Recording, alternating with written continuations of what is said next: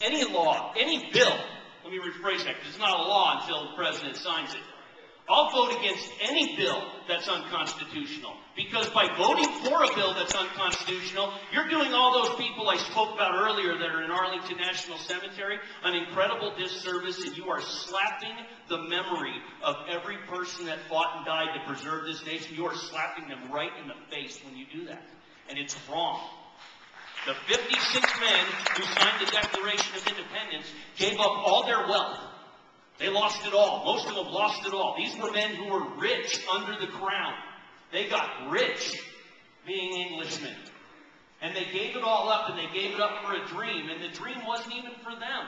Check their ages. They didn't do it for themselves. They did it for everybody sitting in this room. And everybody who's going to sit in this room 100 years from now. That's what they did it for. And the problem in Washington is the people who are in Washington have forgotten that that's what happened, that we are the greatest nation on the earth, the envy of the world, because we have a set of rules, and it's the best thing going. And there's no reason why every nation that tries democracy in the world almost verbatim copies our Constitution. And that's why. So, to answer your question, absolutely I'll vote against it. It's unconstitutional, it's unconstitutional, and I don't care if John Boehner stands in my office for 5 hours telling me I got to vote for it.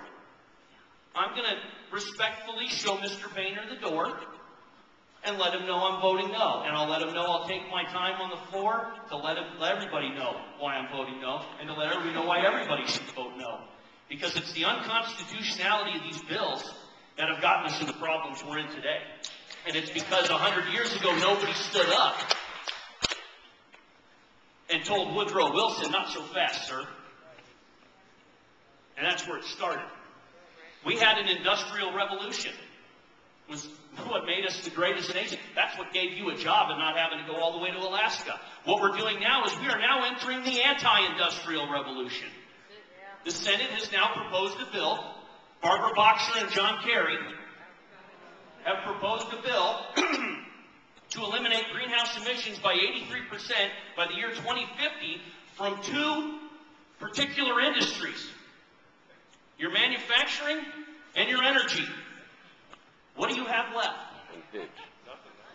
And that is the beginning of the anti-industrial revolution. That's where we're headed now, and it's because of those people who don't think about the Constitution as to why you're having to go to Alaska for a job.